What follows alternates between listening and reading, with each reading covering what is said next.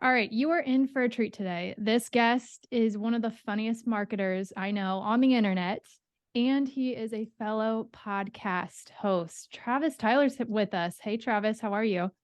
Hey, Cassie, great to be here. Erica, thanks so much for letting me join the two of you. Absolutely. Absolutely. Yes, we're so excited. I was on Travis's show a few months back. It was the most fun ever. He has the coolest setup at his studio, and we had a blast here in Tampa, Florida.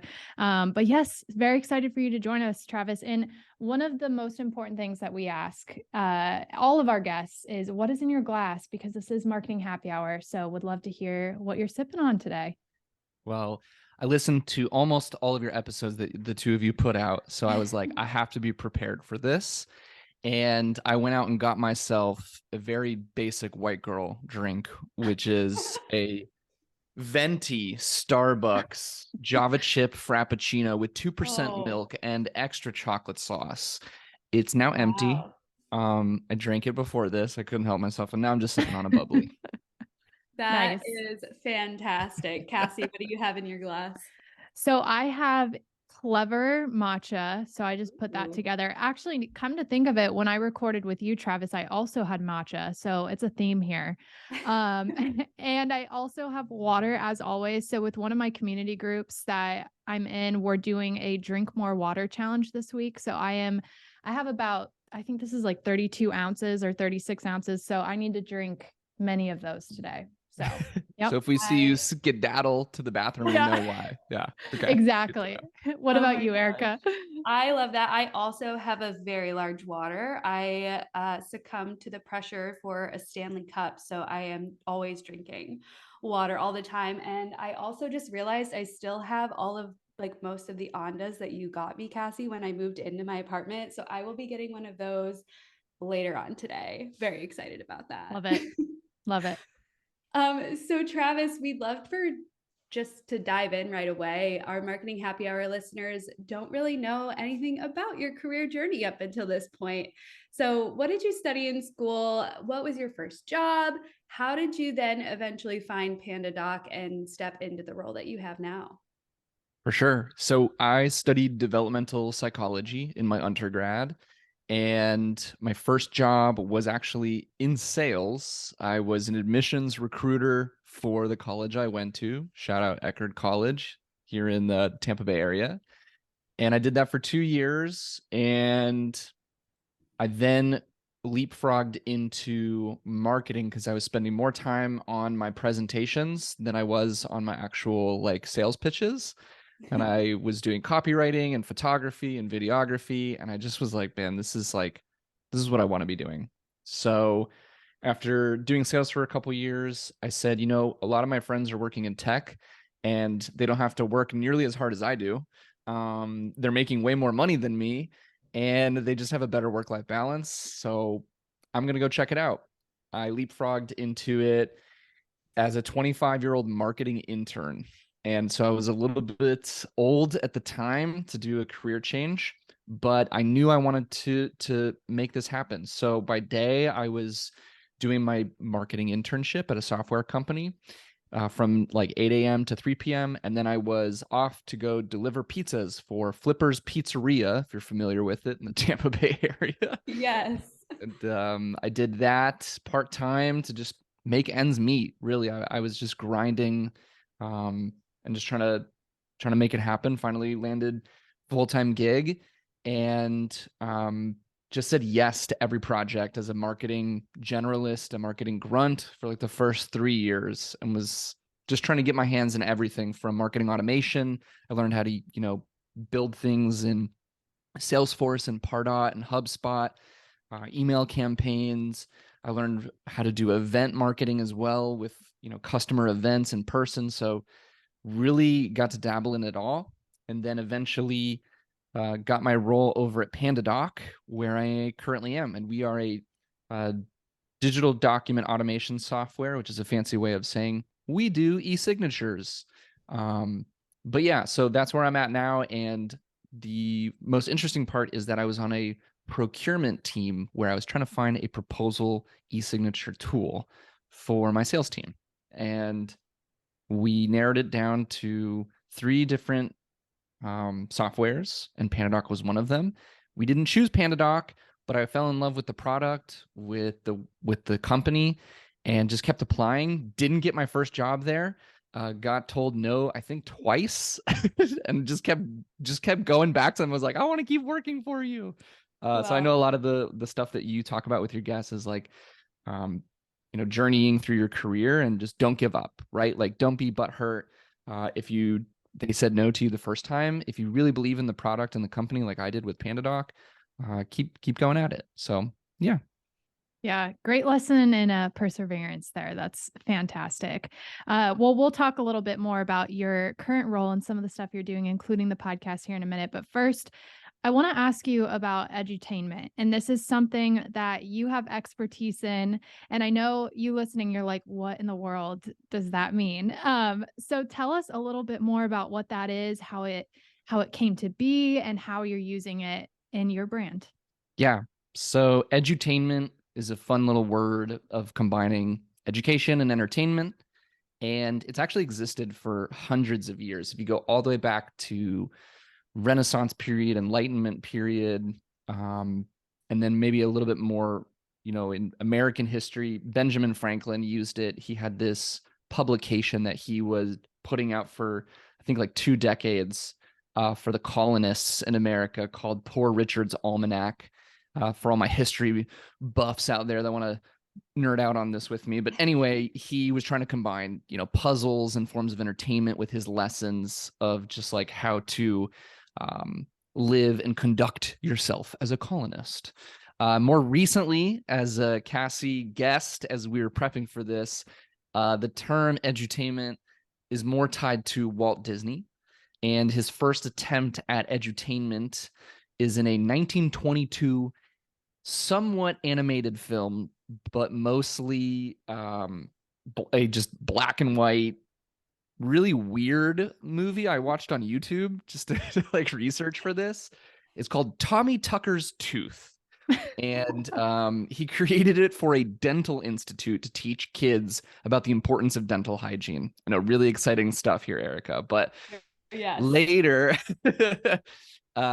he created a series called True Life Adventures, which were fun nature documentaries that some people might be a little bit more familiar with. And the idea was to teach people about animals and their ecosystems from all over the world. And some edutainment that our generation might be a little bit more familiar with is Schoolhouse Rock, Sesame Street, Bill Nye the Science Guy. And so like for people that are listening to this and being like, yeah, maybe I recognize some of those, or no, I don't know what those are. The idea is that edutainment is going beyond just amusing people, right? So it's like it exists on a spectrum. Like Wikipedia, if you were to Google this, has like this nice little graphic that basically shows you on the left-hand side, you have impact. And on the right-hand side, you have pure entertainment. So pure impact, pure entertainment. And where does it fall? Somewhere in the middle of that spectrum. And so it's about teaching lessons, exposing ideas, transmitting technical knowledge in an entertaining way. So long-winded, but I'm passionate about edutainment, as you can see. So yes, cool. It's awesome. Yeah, I love the fusion of this, because a lot of times when we think about adding value, we always say add value to your audience. That's like a buzzword in marketing. There's a couple of ways to add value. One of them is entertainment, education, but creating a fusion of them, and how can you kind of marry the two concepts is such a cool concept there. So Travis, too, within PandaDoc, what are some of the ways that you all are infusing edutainment into your content, into your podcast, and all of these different platforms you're managing? So my job is to take, I'm just going to say it, boring or intricate topics like digital document automation, e-signature laws and processes, and present them in a way that stops people mid-scroll, because everybody's on their phone or on a computer, and get them to engage with us and be like, what is this? Right? So I do things like I dress up in costumes. I wear a panda onesie pajama and look like an absolute idiot. And I do these skits with my friends, and I do them in kind of a TikTok narrative style. Sometimes I have music, sometimes I play different characters. Heck, sometimes I'll even put a wig on. It just depends what the scenario calls for. But the idea is to then present our stance, which in our case is providing more than just e-signatures. It's being able to just overhaul your workflow. And yeah, we are always trying to create content across our buyer's journey.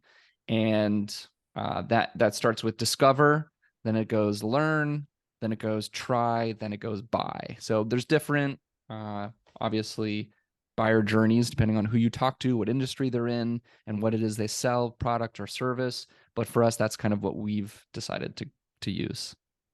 That is so awesome. And I'm just curious, when you started at PandaDoc, is that who they were looking for? Like, were they looking for someone to bring these quote unquote boring ideas to life in that way of edutainment? Or is that something that you kind of brought into the picture and kind of said, hey, I think this is a great way to go about it? And, they kind of let you do that. Just curious to hear there what your journey was. You're absolutely right on. They were like, we just need a guy to write ebooks. My current boss, who's been with me since day one and is still with me to this day, was just tired of doing all the heavy lifting herself, and she needed someone to help out. Right? There's only so many years you can write, 15-page ebooks on, the best way to create a sales proposal. And so I originally started writing ebooks. And one of the things that we were doing at the time that was actually really helpful was we were focusing a lot on the educational aspect. And we were doing a really good job of partnering with audiences where we had overlap but didn't compete with. So one of our most successful pieces of content that I was hired to write was this like in-depth 20-page ebook with our friends over at HubSpot. And it garnered like, hundreds and hundreds of downloads. And again, this was back in 2019. So we know things have changed and how we try to create and capture demand. But at the time, that was what I was hired for. And how I ended up where I am today is we had a marketing VP who had the foresight to be like, one-on-one with me. He called them skip level meetings. And this is when we were back still in person. And he was like, Travis, I like you, man. You got spunk. And I was like, thanks. And he was like, I saw this one blog article you wrote for fun, pretty silly stuff. And I was like, I like to have fun, man. I'm a big comedy buff. I watch and listen to a lot of podcasts and stand up, and I do improv comedy. And he goes, really? And I was like, yeah. And I was like, it's a local theater here. I'm part of like a troupe, and we perform every weekend. And I did like a 3-year training at this theater as well. And he was like, that's incredible. That actually leads me to what I want to talk to you about, which is that your superpower is not writing. And I was like, it's a nice way of saying that I'm not a good writer. And he was like, no, man, I want to put you in front of the camera. Let's start with small things. Let's take our most popular blog articles that have the highest search value and have the highest conversion rates, and let's create 3 to 5 minute videos recapping what that blog article is about, just to try to boost our SEO and rankings on search engines, but also in case anyone wants to dive into that without reading it and they just want to watch it, let's see what you got. And I was like, whatever I can do to not get fired. Yeah. And then 2.5 years later, here I am today with like a huge budget, an amazing professional studio, and lots of other cool things. That is so cool to hear. And I know a lot of our listeners out there have these like big ideas and have these superpowers that may not be what they're in right now. How do you recommend stepping into something like that? Say somebody is out there taking notes. What do you think that they can do to kind of bring this element of edutainment to their marketing strategy?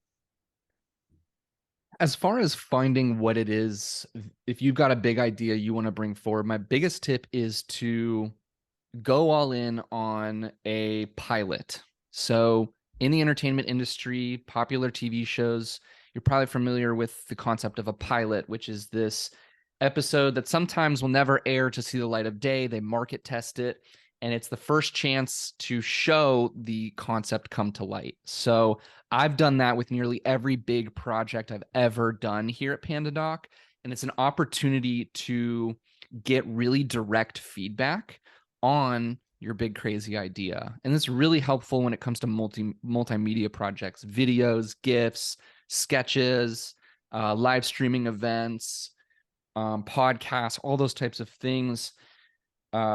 Especially in the business world, there's a lot to be scared of in tarnishing your brand or reputation. So you don't necessarily always want to just spend all your time on this big pie in the sky idea and not have it come to fruition. So during the pilots, I always am really taking lots of critical feedback. I'll give you an example.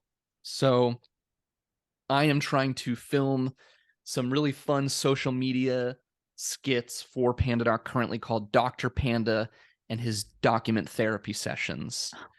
And the idea is obviously a play on word, PandaDoc, documents.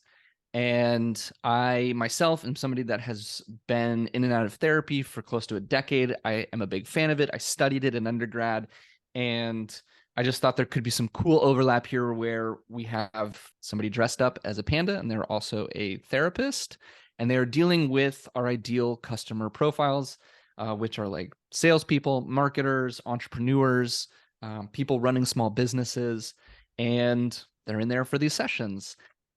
It's a lofty idea, guys. Just me hearing it, you're probably like, good Lord, dude, like, how does your brain work? But so I script it out, I film it, and then I work with an agency partner to help me get all the edits, all the cuts, and then I present it to my team. And it may never see the light of day. And I have to do it low budget, right? I have to get scrappy. I have to figure out how to film it on my phone myself. And I'm going to tell you, it didn't come out the way I thought it would. We filmed 2 different sketches. And yeah, that's my biggest tip for everybody is like, create a pilot, because giving concrete feedback on something tangible, like a pilot episode or a sketch or just a concept, is so much easier than trying to give feedback on like your idea from like a slide deck or a Google Doc. So that would be my tip. So good. Yeah. And one of the things too that we talk a lot about on the show is when you're pitching those ideas too, what can you create for your pitch that's kind of encompassing that idea? So maybe it's recording your own version really quickly on your iPhone and like kind of showcasing that. So the more visual elements and realistic elements of that you can pull in. But that's a great idea. I love the idea of pulling in the pilot into the world of marketing. I mean, such a great concept. So really good tip there, Travis. But you were talking a minute ago about vulnerable just content and creating content that showcases your personality, being funny, allowing your personality there to shine through. I think that can be hard for a lot of people, and people can be hesitant to let that happen on their personal channels, but also on just public brand channels as well. So how are you personally diving deep into that personality of yours, and what recommendations can you give to everyone about just not being embarrassed with yourself and embracing who you are online and offline too? Yeah, I'm so glad you touched on this, and I'm really passionate about this. I will also put a big disclaimer at the beginning of this. This isn't for everyone, and that's okay. Many of my colleagues are not interested in doing what it is I do online. And there are many reasons they do that, right? So I get really personal with a lot of my posts that I put out there, and that doesn't necessarily need to be the formula for everyone. It just happens to be the way I operate, because I think of myself as multifaceted. I'm more than just my job. I'm more than just the content I create. I'm like an onion, like in Shrek. I got layers, and when you peel them back, there's going to be a lot to me. And so that's why I try to mix it up with what I talk about, with what I'm posting. And I've also just found it allows me to never run out of content ideas or topics. And that's where I think some people get hung up when they're trying to create a personal brand and when they're trying to create content for an actual brand, is if you put too many parameters on what it is you are allowed to talk about, it gets really tough. That's why I probably wouldn't do well at, a huge corporation that's really, really worried about its reputation, is not interested in towing the line of humor, I know consumer brands tend to be a bit more uh, willing to do that. And I remember that same VP, I got into a conversation with him where I was like, I want my content to be like 50% comedy, 50%, educational. He's like, that's great. That won't always fly. And I just want to give you a piece of advice. Why? And I was like, okay. And he's like, a brand like Coca-Cola can afford to be silly. They can afford to take risks because, well, if they piss somebody off, it's just one bottle of Coca-Cola lost. Okay. With the SaaS industry, if you're selling like a pretty large enterprise software, I mean, that could be make or break, and that could mean people's jobs. And so you have to be a bit more careful. And so that was just one way of looking at it. My tip for being vulnerable in creating content is test out different variations of what you want to talk about. I would say for me, it's mental health, marketing, content, the SaaS industry as a whole, and then just things I like to buy in my personal life. I do a couple of posts like that every year, and I try to find a nice blend. But yeah, I'm curious from hearing from the two of you, like, what have you done to do that as well? That's a tough one because I get comments all the time from family and they're like, Cassie, like you're funny. You need to show that more. So I don't think I do it enough, but I think for me, I am into a lot of nerdy things. And Travis, you and I talked about this a lot on your show.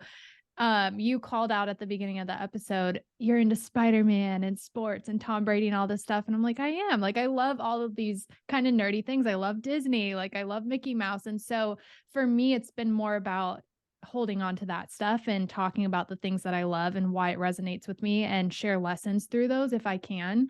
So I don't know. Erica, what about you? Totally. And I think it's a mixture of just mixing who you are as a person with your professional self that you put out there. There's been a couple guests on this podcast that talk about LinkedIn and talk about it because they hate it because everyone puts forth like such a front on LinkedIn. Like, look at this success that I have. Look at this success that I have.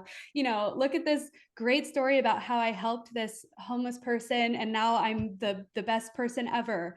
But it's, and I'm guilty of it at times too. I'm always like, look at our marketing happy hour episodes, please. But, like you have to break down that barrier. And it's not always about being professional, being so buttoned up. It's more like combining the two. So you have your professional life, you have your personal life. How can you work that together for your own sanity and not have to keep them separate? So that's like something that I think about when I think about that.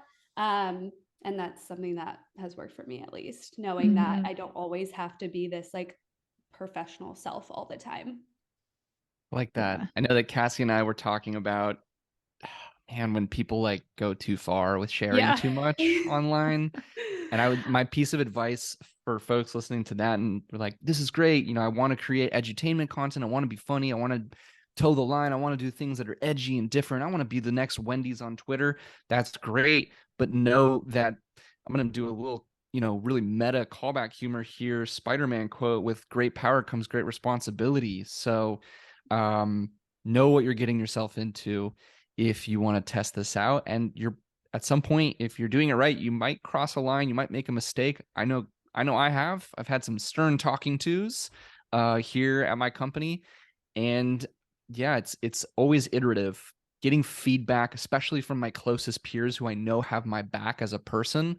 That would be my tip there, is like, get a couple trusted people in your life that are in your industry and outside of it. And you're for really unsure, test it with them first. Just like my tip of like getting a pilot episode. If you have a really vulnerable post you want to put out there, maybe run it by one person in your industry and outside of your industry and just say like, got any feedback for me on this one? It's close to the chest here. Yeah, great advice. And it's all learning. And I love that so much. So let's switch gears just a little bit and talk about the social media following that you were able to help PandaDoc grow to nearly 150,000 social followers. Is that correct? Correct. Amazing. First of all, congratulations. That's so awesome. We just have to know, how did you do it? Were there any strategies that you utilized in particular that grew the following the most? What do you think worked the best for you? Yeah. So a few things here. We just crossed 100,000 followers on LinkedIn this week. So when this episode airs, hopefully we'll be a little bit farther past that. That's a 536% growth in a little less than 2 years, which is when I really started with my team doubling down on LinkedIn as a platform. When I first got into it, yeah, I just like a lot of your listeners and a lot of your guests have come on here, and it was a huge cringe fest. I saw that as a huge opportunity where I was like, man, all these nerds over here with all this spending power on this platform, this is just an untapped gold mine for us to stand out with some entertaining and amusing content. Let's give it a whirl. Just because you're a CEO doesn't mean you don't have a sense of humor. You still want to laugh. You still want to be challenged. You still want to be entertained from time to time.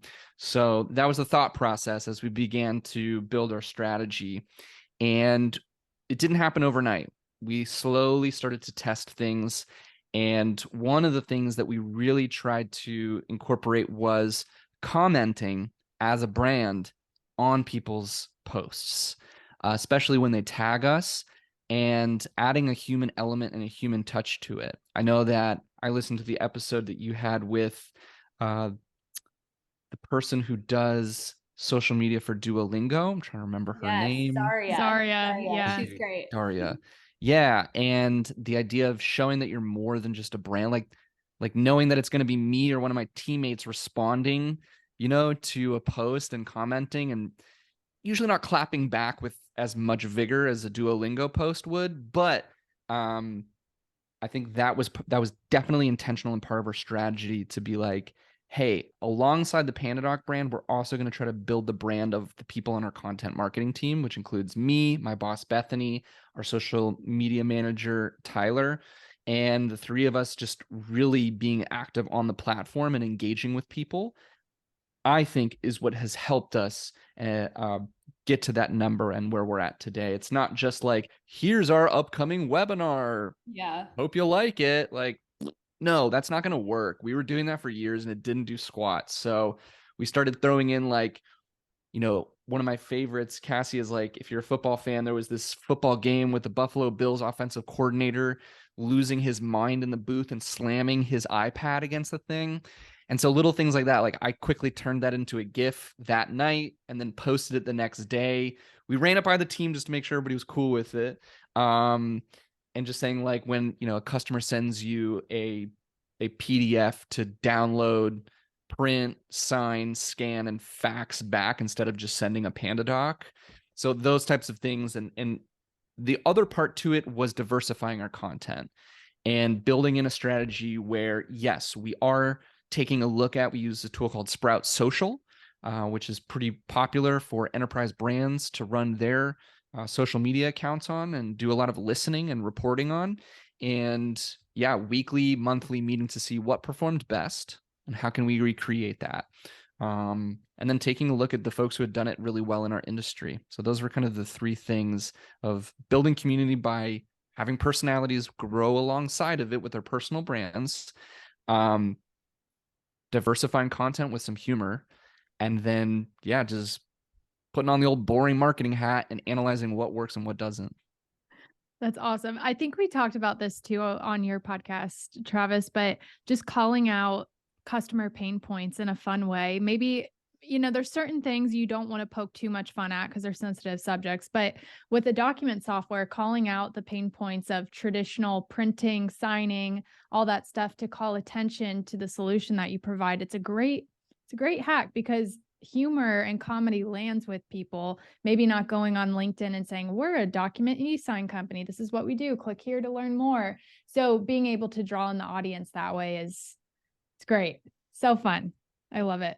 Yeah. The last thing I'll add there is in the B2B space, and I know not all your listeners are there, but when it comes to try to selling software or selling something service to another business, if you work at a creative agency or professional services agency, one of the best narratives to tap into is the old way versus new way narrative.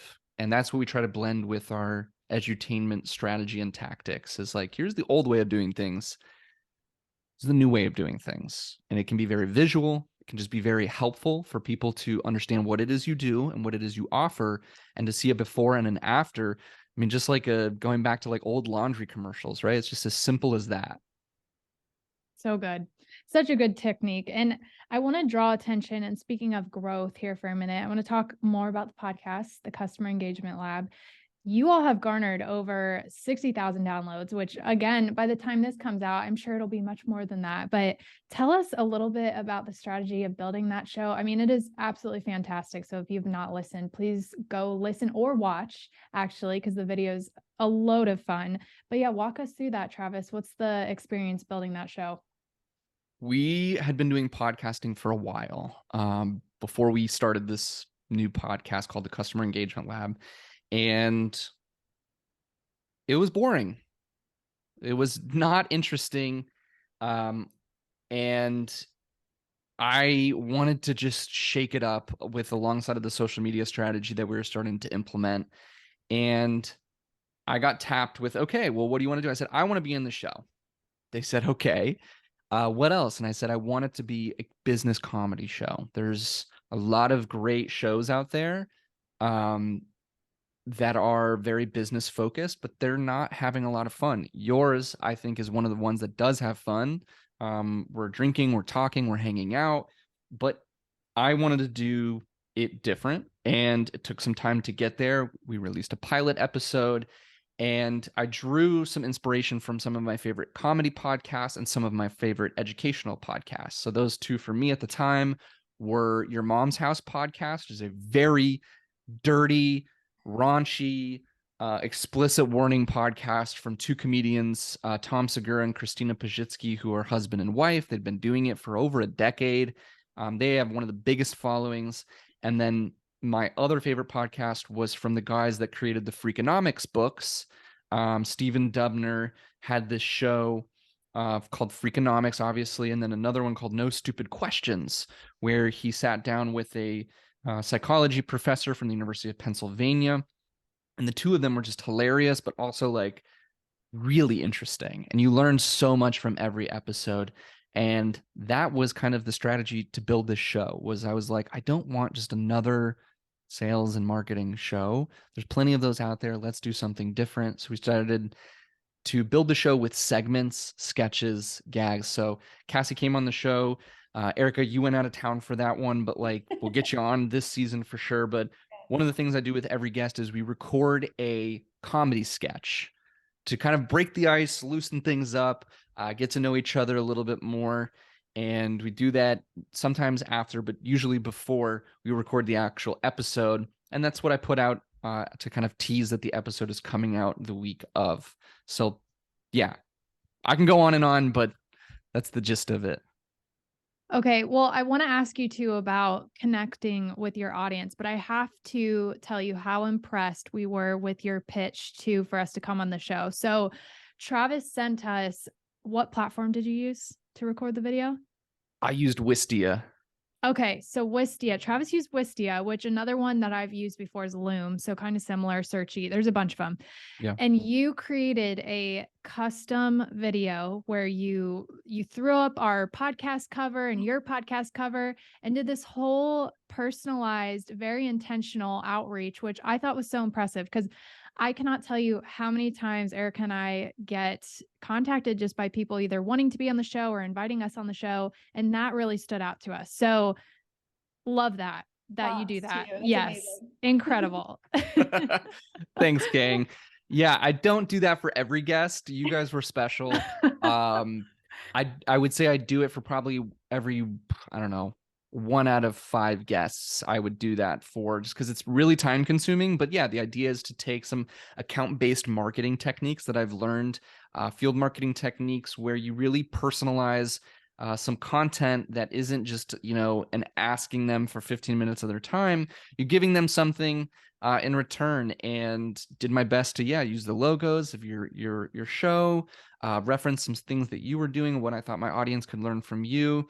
And then I package it inside of a PandaDoc, which can also show people who aren't familiar with our software what it is and what we do. So had, Cassie sign her life away in an agreement saying, yes, you can use videos of me for this podcast. And so, yeah, just a creative application. I mean, the show is called The Customer Engagement Lab. I got to set the bar of like, how do you engage your customers or your potential customers? We're always diving into the most creative sales and marketing techniques that people are using to do that. So, Well, Okay, I gotta well, say that it worked because yes. I was familiar a little bit with PandaDoc prior to that, but I had never really used it or anything like that. And then after that video, I obviously knew of you and of the Customer Engagement Lab and of PandaDoc. And I actually used PandaDoc for my first ever um, consulting agreement like template thing. So it worked. Great job. hey, Erica, we're going to use that soundbite. We're going to Yeah. send it to my You bet. boss. You bet. Permission granted for you. So No, good. Well, yeah. that's Again, yeah. I'm glad it worked. The idea is just like, look, there's lots of software out there that can do this kind of stuff. We're trying to differentiate ourselves, especially for like solopreneurs, entrepreneurs. We do have Mhm. a freemium plan where folks can use it. And it's just something for people to try out if they're like, hey, actually, no, I need to send somebody an agreement. What tool could I use? And hopefully that we're top of mind. You give us a chance. If we suck, or for your use case, and we're sorry, we'll help guide you towards somebody else. But yeah, that's kind of the idea. So good. Well, and speaking of engagement too, so we talked a little bit about engaging with the guests on your show, but with the podcast specifically, what are you doing to engage the audience on social or outside of social just to generate interest, awareness, and listens for the podcast? This is a tough one, and I got some really good advice from my former VP of marketing. We had wrapped up the first season of the show, and I had been doing this for a year out of this really dingy apartment, that I was embarrassed to bring people to. And he said, I've got some advice for your show. This, by the way, the same guy who was like, your superpower isn't writing. So he was always really good about giving me unsolicited feedback. And his advice has stuck with me to this day, which is that when you're creating content like a podcast, you have to put your audience first. And right now you're putting your guests first. And I was like, well, and I was like, he's right. I need to be tougher on my guests. I need to hold them to higher standards. And if they don't meet them, then I'm not going to air the episode. And that's the way it has to be. And when I've gained the trust of my audience to deliver, insightful and entertaining content, I can't fall short on that. So his advice was you have to always keep your audience in mind above anyone else, including the people that come onto your show. Even if the guests, their feelings get hurt, oh well. But you want to try to keep that trust that you've built for as long as you can. That's so good. And 10 out of 10 advice. I don't even have a follow up to that. Let's just talk a little bit. This is something that we're kind of focusing on as we move into the year 2023. As the economy kind of shifts now and in the future, brands are reducing budgets for marketing and advertising. Do you have any tips for navigating those budget cuts? How are you kind of personally getting creative with lower budgets within your role? Yeah. So one of the ways we've tried to navigate this is we were approached as an organization. We started making a big splash in 2021, 2022 with a lot of our content. So people were approaching us and saying, hey, I am an influencer. I would love to create some sort of affiliate or partnership with you guys. Can we make it happen? I can promote your brand, your solutions. Let us know. And we got really close to doing that, but they were expensive. And we hadn't done that before. Nobody on the team had a lot of experience managing like influencers. And so we never pulled the trigger on it. And I sat over winter break thinking about like how can I do this knowing that layoffs are happening at all the major companies and at some of the smaller companies and startups and scale ups, and still tap into more creative content for our audience and not have it always just be me and my face that you see with PandaDoc, because we have almost 900 people at this company. There's plenty of talent to tap into. And so I said, why don't I create an internal creator program Completely voluntary, by the way. God bless the people who are working with me. This is not their full-time job, but I'd seen 4 to 5 people at our organization who were creating content on their social media profiles for fun. And they were really good at it. They were creating TikToks, vertical videos, Instagram Reels, YouTube Shorts, and some of them had acting experience. Some of them had, been working in entertainment industries before they came to PandaDoc.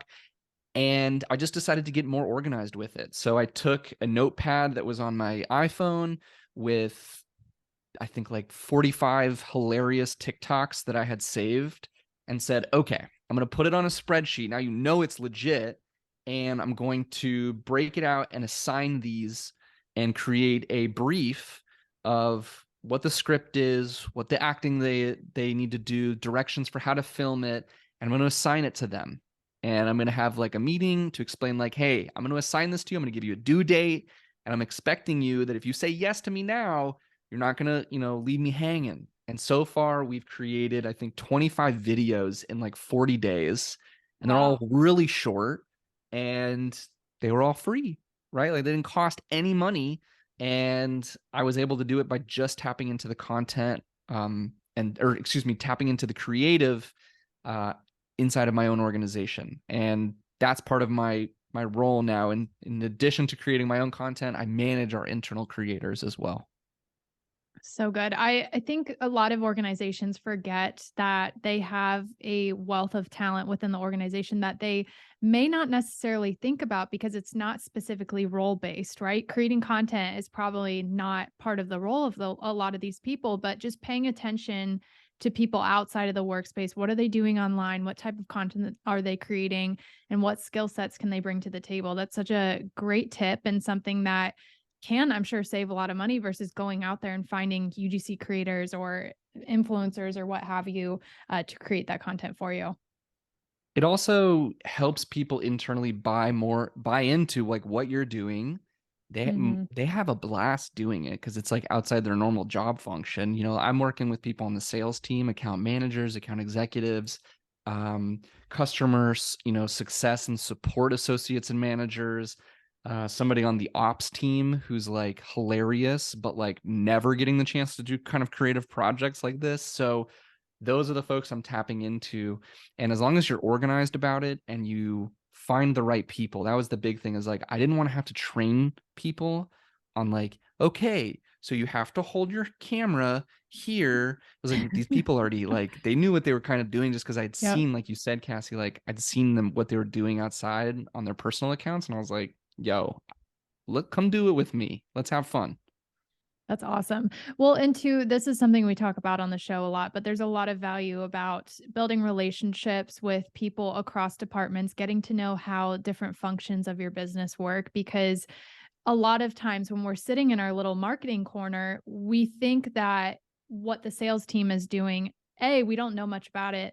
B, we may not understand it. And C, we don't understand the depth of those different skill sets and the needs in those teams. So establishing those relationships, having people to go to talk to about, hey, how does this work and how can we work together to further the mission and the vision of the company?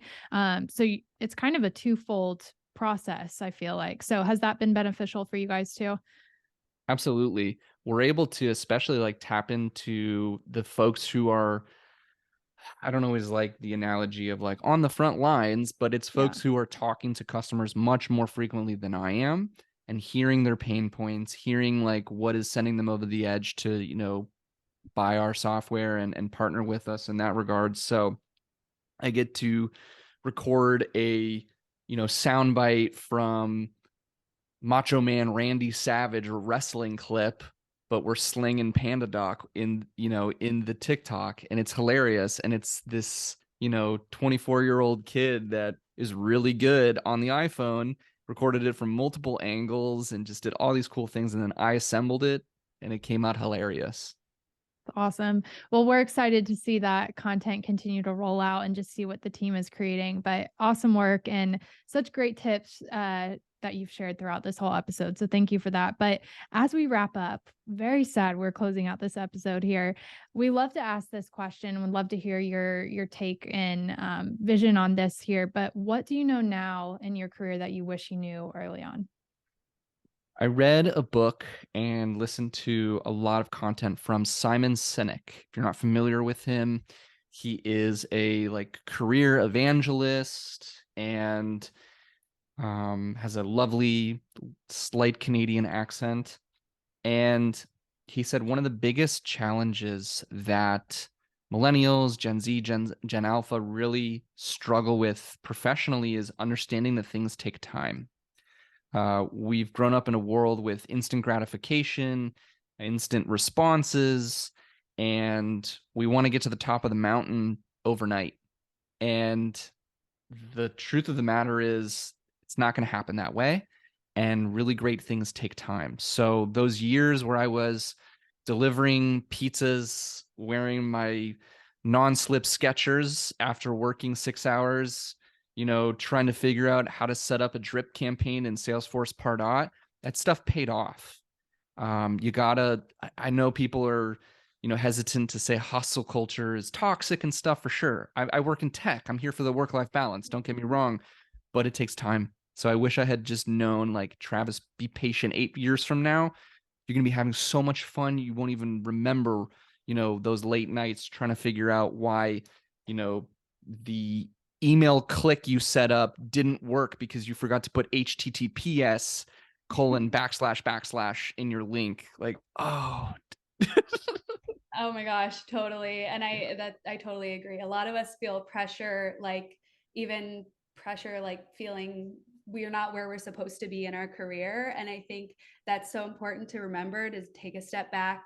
It takes time to get to where you need to be. So totally agree with you. Thanks so much for that. Yeah. Climb that mountain slowly. Take your time.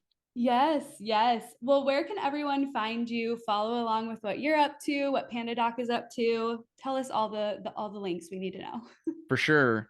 I am blown away by how many people my age are not on TikTok. But if you're not, you should be, because it's so much better than Instagram Reels. I'm sorry, it's the truth. You can find me at the Customer Engagement Lab on TikTok. You can find me Travis Tyler on LinkedIn, and those would be my 2 places. Awesome. We'll link out to all of that in the show notes. And thank you again so much for joining us today. We've been looking forward to this for a long time. Thanks, Travis. Thanks, Erica. Thanks, Cassie. This is like a dream come true. I'm fangirling over here. Thank you for having me. Please.